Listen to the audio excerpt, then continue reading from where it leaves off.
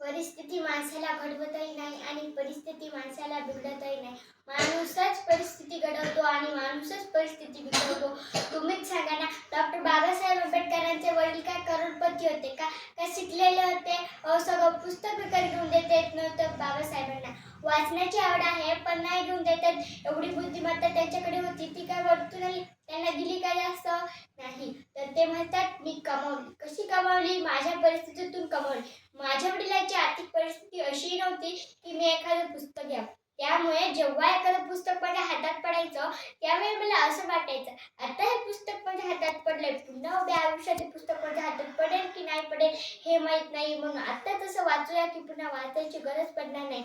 अखंड विश्वाला शांतीचा महामार्ग दाखवणारे तथागत भगवान श्री गौतम बुद्ध, परमपूज्य बोधिसत्व डॉक्टर बाबासाहेब आंबेडकर, सन्माननीय व्यासपीठ व्यासपीठावरील मान्यवर व इथे जमलेल्या विद्यार्थी मित्र मैत्रिणींनो नमस्कार. शिक्षण हे वाघिणीचंच दूध आहे, ते पिल्याने माणूस गुरगुरल्याशिवाय राहत नाही हे डॉक्टर बाबासाहेब आंबेडकरांनी जनतेला समजावून सांगितले. परंतु हे वाघिणीचे दूध अस्पृश्यांसाठी मिळवणे अशक्य होते हेही सर्व श्रुत आहे. अस्पृश्यांना शिकण्याचा अधिकार दिलाण्यात आला होता. ज्योतिबा फुले यांनी 1848 रोजी अस्पृश्यांसाठी शिक्षणाचे दरवाजे उघडे करून दिले आणि आपलीच पत्नी सावित्रीबाई फुले हिला पहिली शिक्षिका केली.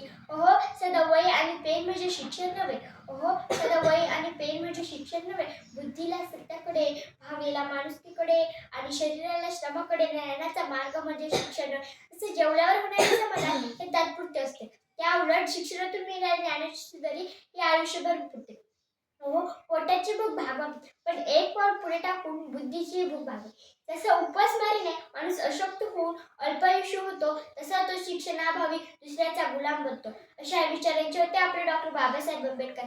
कुरान कहता है मुसलमान बनो, कुरान कहता है मुसलमान बनो, बाइबल कहता है ख्रिश्चन बनो.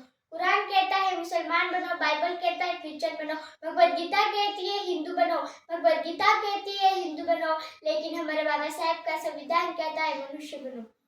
मित्रांनो, बाबासाहेब आंबेडकर म्हणजे ज्ञानसूर्य. या ज्ञानसूर्याने आपला प्रचंड पाणीत्याने त्याने सारे जगाला प्रकाशमान केले. वर्षानुवर्ष गुलामगिरीच्या खाली खिप्पत पडलेल्या अस्पृश्य समाजाला शिका, संघटित व्हा आणि संघर्ष करायचा ओजस्वी संदेश दिला. हा संदेश आपल्या सर्वांना माहीत आहे.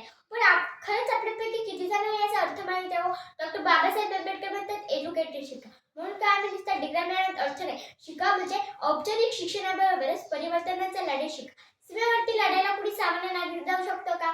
नाही. कारण त्याचे दंत शिक्षण घेणे गरजेचे असते. कोणीही हृदयाची शस्त्रक्रिया करू शकत नाही कारण त्याचे अथक शिक्षण घेणे गरजेचे असते. डॉक्टर बाबासाहेब आंबेडकरांचा विचार आत्मसात करणे आणि ते येणाऱ्या पिढीकडे ट्रान्सफर करणे म्हणजे डॉक्टर बाबासाहेबांच्या मते शिका आहे असे मला वाटते. मग येथे एज्युकेटेड संघर्ष करा. तर हा संघर्ष कशासाठी? हा संघर्ष या देशातले स्वातंत्र्य, बंधुता, समता, न्याय यासाठीचा संघर्ष, परिवर्तनासाठीचा संघर्ष आणि हा संघर्ष संघटित व्हा यासाठीचा संघर्ष असा संदेश बाबासाहेबांनी दिला. जाता एवढंच म्हणेल जगामध्ये गरिबी तेथेच आहे जिथे शिक्षण नाही. जगामध्ये गरिबी तेथेच आहे जिथे शिक्षण नाही. अर्धी भाकर खा पण आपल्या लेकरांना चांगले शिकवा. अर्धी भाकर खा पण आपल्या लेकरांना चांगले शिकवा. जुलूम के आगे दुश्मन भी झुक जाएगा, जुलूम के आगे दुश्मन भी झुक जाएगा. हौसले बुलंद रखोगे तो ये वक्त भी रुक जाएगा, हौसले बुलंद रखोगे तो ये वक्त भी रुक जाएगा. बाबा साहेब कहते थे अगर एकता से चलोगे, बाबा साहेब कहते थे अगर एकता से चलोगे तो ये इंसान ही क्या आसमान भी झुक जाएगा, तो ये इंसान ही क्या आसमान भी झुक जाएगा. धन्यवाद.